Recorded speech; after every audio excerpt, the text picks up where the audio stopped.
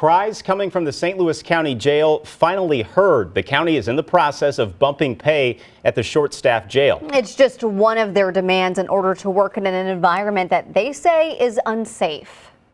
I need y'all to do something today, or I'm going to have all our officers to walk out, and y'all might have to come over there and do corrections. That pay bump coming just hours after that impassioned plea this afternoon. News 4's Jenna Ray is outside the county jail with other new developments in fixing the jail. That new pay raise now increasing corrections officer wages inside this facility over the $21 an hour mark. It's one of the highest in the state of Missouri. But it wasn't all sunshine and rainbows to get here. That concern of safety is still at the top of mind. We 80 officers short. Mr. Page, I need you to listen.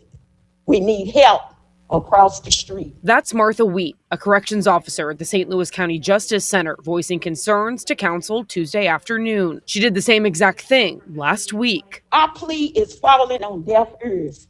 No one's listening. St. Louis County Justice Service needs some assistance. But now, concerns from Wheat, other corrections officers, and the jail's acting director are being heard. This is something that's very important just in terms of retaining and recruiting those staff, and it's also important for the safety of the jail and our operations. In the last week alone, the jail's acting director, Scott Anders, tells me they've interviewed 50 people for corrections, 17 of them already in the process of being hired. The initial training that they go through is 1 month in classroom training, and then they have on-the-job training. With hopes of getting new hires on the floor in a matter of months. Is $3 enough?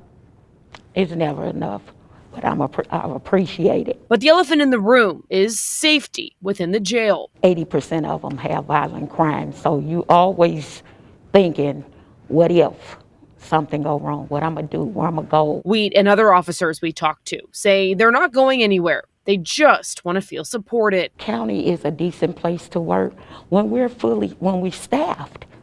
I'm not going to tell anybody this just a walk in the park because everyone can't do corrections. On the inside, the director says things are already changing, creating a safer, more productive workplace. So we have 2 officers in the pod. We implemented that process immediately.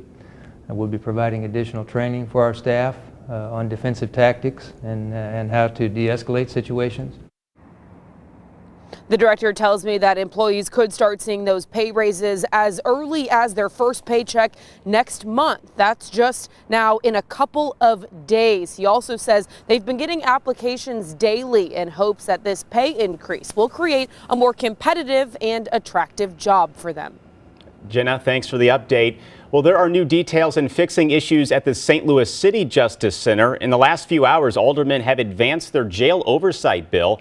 This 9-person panel would investigate jail issues, hopefully preventing uprisings like we saw earlier this year, in which detainees broke windows and set things on fire. The next step is for the aldermen to consider additions the mayor wants to that panel.